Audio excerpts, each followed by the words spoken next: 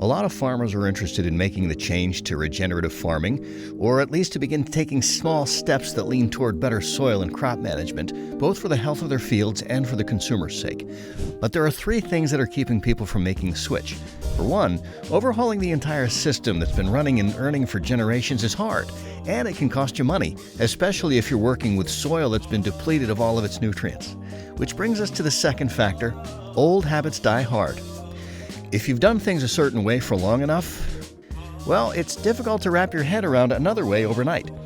But both of these first options are humanely possible to override. After all, humans are creative and adaptable, and with enough enthusiasm, well, we can make a whole lot of change in almost no time at all. It's the third pothole that gets the production crop farmers: crop insurance. For all of the good it's done, the laws and the rules that you have to abide by to make use of these federal insurances is making it virtually impossible to survive if disaster does strike. To understand the whole picture, let's get into a little history. Where, when, and why was crop insurance implemented? What was its original aim? And how it's been twisted and warped to suit bigger industries and not the farmers or the land that feeds the country. After the devastating effects of the Great American Dust Bowl, which saw the deaths of thousands of people due to starvation and malnutrition, President Roosevelt put a few relief programs in place in the event that something like this happened again. And that big plan included protecting farmers and their land. In the event of massive crop losses, be that from hail, storms, tornadoes, pests, disease, just about all of the variables were covered. And if you took the more expensive options, even your equipment and buildings could get some coverage. And it did go well in the beginning. That's until the 1980s. That's when the Federal Crop Insurance Corporation merged with the FCIC. The FCIC is a risk management branch of the Department of Agriculture. And farmers, who were directly affected by these changes, were actually all for it in the beginning. They too wanted to stop people from taking advantage of the system. Just like your neighbor faking a back injury for an insurance claim to pay out, so did farmers too lie about the amount of damage they sustained on their fields. There's always someone out there who wants to rig the system. It was still completely optional on the farmer's part whether or not he had to be part of the FCIC. They could always stay with the lesser coverage of the original state-funded insurance, but 1994 took away that option. If you wanted that insurance coverage, then you needed to accept the FCIC and all of the rules. If you didn't, well, then you weren't given access to aid. Simple as that. And what did the FCIC bring to the table? Well, most of the terms made perfect sense, even though the paperwork is a nightmare to navigate. Your planted acres need to be documented to the square meter. One slight miscalculation and you lose your coverage. It doesn't matter if you underreport or overreport on your acreage. Get it wrong and you're out. The same rules apply for your production. Let's say you planted wheat for grain production and you listed your wheat as such. But at the end of the season you had a little more and those few pounds were sold off as silage, a common practice and a good use of excess crops. Whoops, that wasn't listed at the beginning of the season, so you broke the rules of the fine script. And what if your entire field was wiped out by disease? Normally, you'd get that crop out of the ground as fast as you can and destroy it before it infects the rest of your farm. But you can't do that either. No matter if it's an emergency, you have to wait for approval to remove and destroy the crops first, a process that can take so long that all of your fields end up getting infected. Look, we can go on the red tape being spun out for farmers to run into. It's almost impossible to make perfect estimates at the beginning of the season. That's just the reality of farming, whether that be agriculture or livestock. So what was supposed to be a protective measure became a minefield, an excuse to deny you the coverage farmers deserve because you got the paperwork wrong by a pound or a yard. But what does all of this have to do with regenerative farming? Well, even the way you plant, treat, or decide not to treat your crops can disqualify you from coverage. Want to put in a farrow system to regulate your water usage? Nope, that's too risky. You're not insured. Planting a cover crop? Well, it's not financially viable, regardless if it's feeding your livestock and protecting your soil, so you lose out again. And if you want better insurance that covers more, then you can only get that coverage if you plant certain crops. But don't think you're going to get away with your choice of corn or soybeans. No. Where you source your seeds from can only be from certain sellers. And those sellers are not supplying you with the natural non-GMO kind.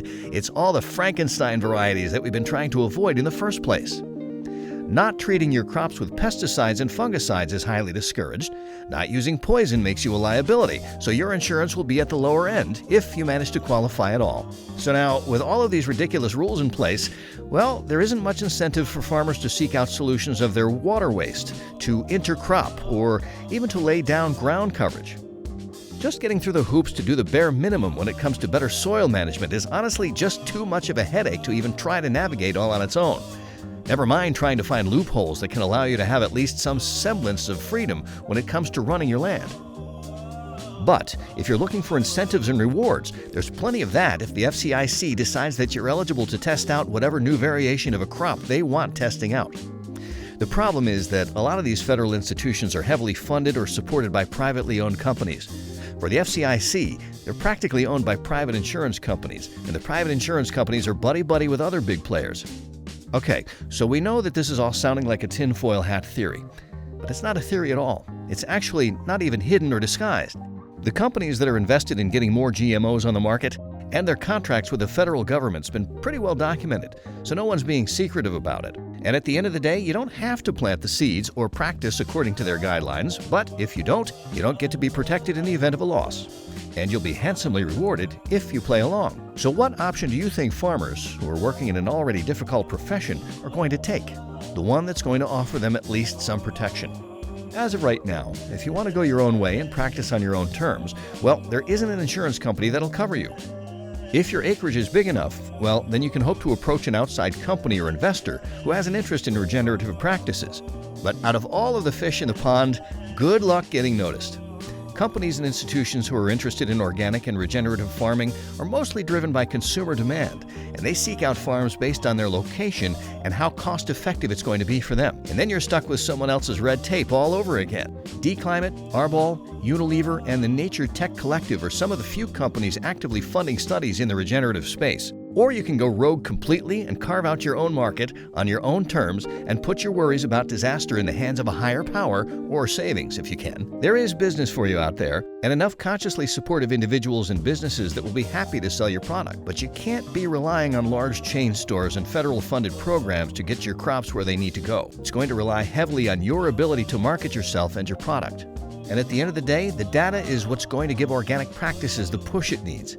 There's no question that regenerative farming is better in the long term, both for soil longevity, water management, and for better yields. But unfortunately, until the evidence becomes so overwhelming that it would become embarrassing to push the narrative, the sheer amount of financial gain all of these federal and privately owned companies get by milking the system to the very end is going to keep their teeth firmly embedded in twisting the system in such a way that everyone complies. We want to come here giving you answers, solutions, and a plan forward.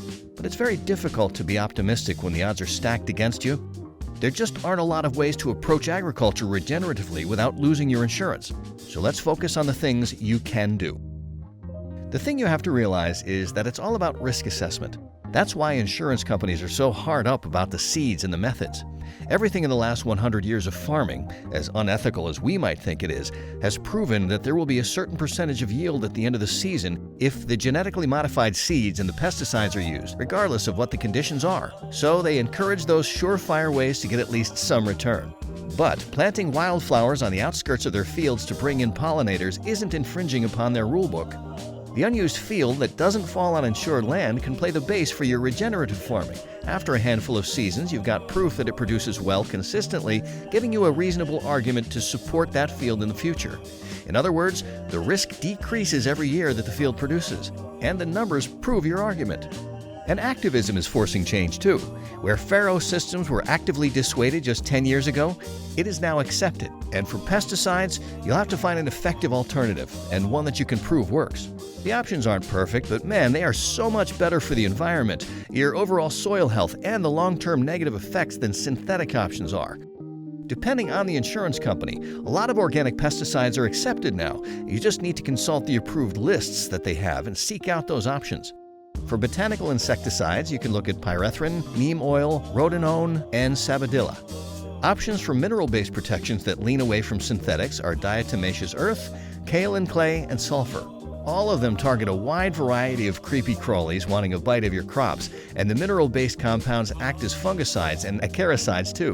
Microbial insecticides like BT are usually alright, and even ladybugs are sometimes approved as an effective form of pest control. In other words, there are options. You're going to have to fight for approval, and you might not get the full coverage you were looking for. No one is going to advertise the organic options, and a rep will actively steer you toward the synthetic and GMO route. But if you're clued up on the rule book and you've done your research, you can get the approval you need and do so within legal bounds. And finally, if you can afford it, get legal representation to argue the viability of your crops for you. Getting insured for organic farming has been done successfully before, so there's no reason you shouldn't be a part of that exclusive club. You just have to do your homework to get it done is all. Luckily, we have a lot of faith in the ingenuity of man. Humanity has a habit of getting real creative real fast when they're pushed up against a wall. Given the knowledge we have at our disposal today and the increasing pressure from the consumers for healthier, more eco-friendly practices, both the big corporations and the insurance companies are going to be forced to cave to demands more and more. The fight we put in now is going to force the system to change in favor of future farmers. Think of the old saying that our grandparents used to say, "Plant the orchard now. By the time you see your fruits on your trees, your children will be able to enjoy them." And no one knows better than the farming community that forward thinking and future planning is what's going to keep the generations fed after us. Fight the fight now and better the chances of sustainable farming for yourself and those who come after you. And now, like always, the floor is yours. Do you believe that with enough pressure from us that the system can indeed change for the better? Or do you have another option for us to consider when it comes to insurance? Let us know in the comments below. Until next time, like, subscribe, and love the land beneath your feet. It'll love you back tenfold in return.